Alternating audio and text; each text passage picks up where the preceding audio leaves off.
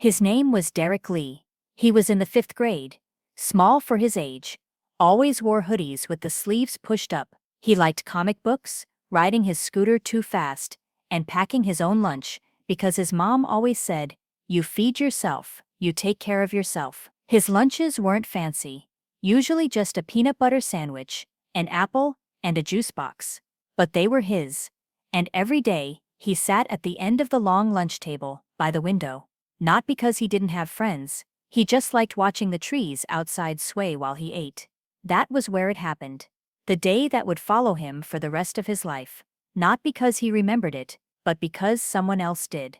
It was a rainy Wednesday. The cafeteria buzzed like normal. Plastic trays, loud laughter, crumpled milk cartons.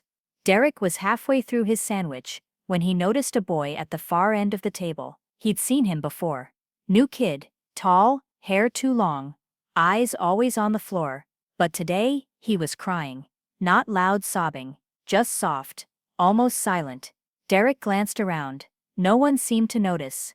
"You good?" he asked, voice low. The boy wiped his face fast, tried to nod, failed, "Forgot my lunch," he mumbled. Again.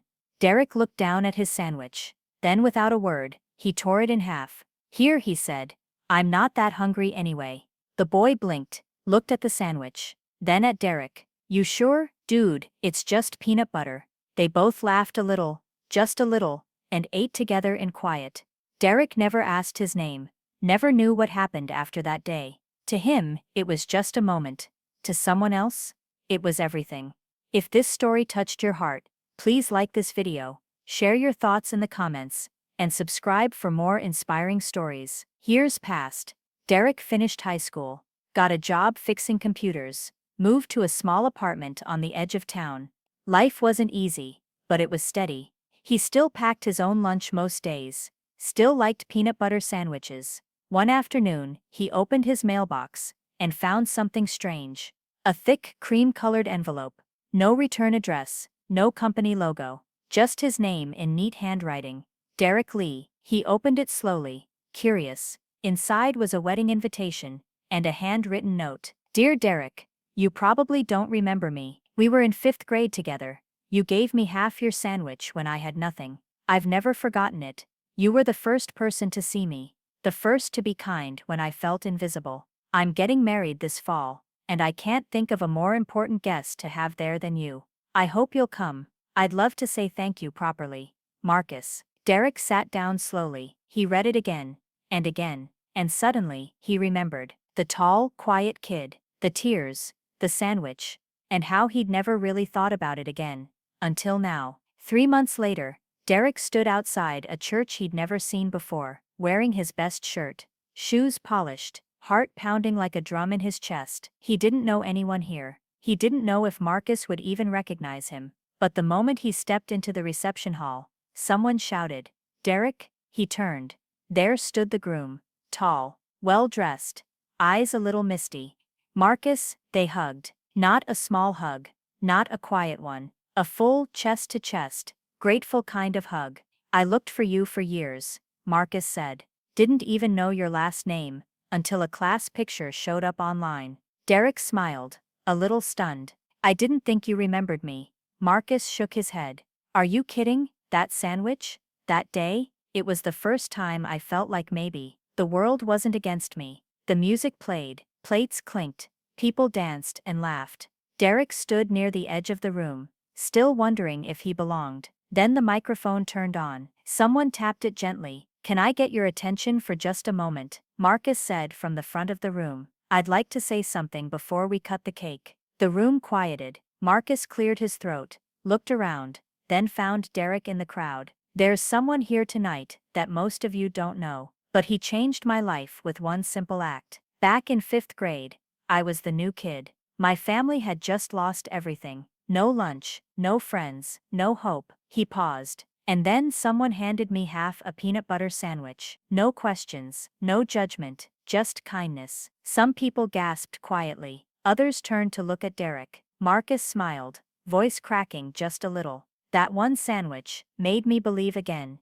made me feel seen. And I've carried that moment with me through everything. School, college, love, right up to this very day. He raised his glass to Derek, for showing me that sometimes, the smallest kindness can grow into the biggest blessing. The crowd clapped. Some stood. Derek just sat, eyes full, heart pounding, hands in his lap, stunned. He had no idea how much that moment had meant, until now. After the cake, after the photos, after the bouquet, Marcus found Derek again, near the dance floor. "You never knew, did you?" he asked. "No," Derek said, smiling small. "To me it was just a sandwich." "To me," Marcus replied, "it was everything. It was the first time I believed good people existed." He handed Derek a small envelope. Inside was a photo, a snapshot of two fifth-grade boys, at the end of a lunch table, and a handwritten note. "You didn't just feed a hungry kid that day, you fed a future. I hope I'm that kind of man now, too." They hugged again, longer this time, not as strangers, but as two boys, who shared a moment long ago, and changed each other forever. That night, after the wedding,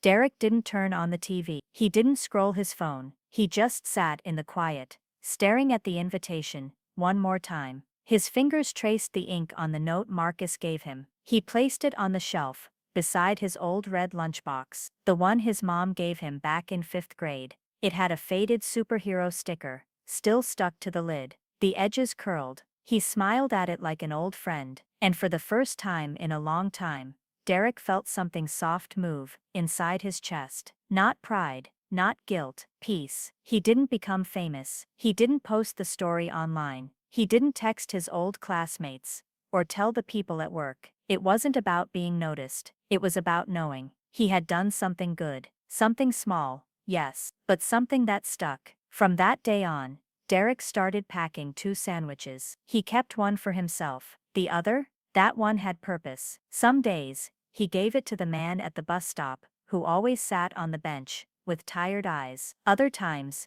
he quietly left it on the break room table at work, with a sticky note that read, "If you're hungry, this one's yours." Once at the grocery store, he saw a woman with 3 kids and a cart half full of essentials. She was counting coins at the register. Her hand shook. Derek stepped forward, placed a folded bill on the counter, and nodded. "Someone helped me once," he said, just paying it forward. She blinked. Tears filled her eyes. She didn't say much. She didn't need to. That's what Derek learned. Kindness doesn't always echo loudly. Sometimes, it just lands somewhere quiet and keeps beating inside someone long after you forget you ever gave it. He understood now. You never know who remembers you, or how long your kindness will live inside them. And sometimes, you don't just feed someone's hunger, you feed their hope. Years passed. Marcus moved to another state, got older, grew into his life. But the memory, that single moment, stayed with him like a favorite book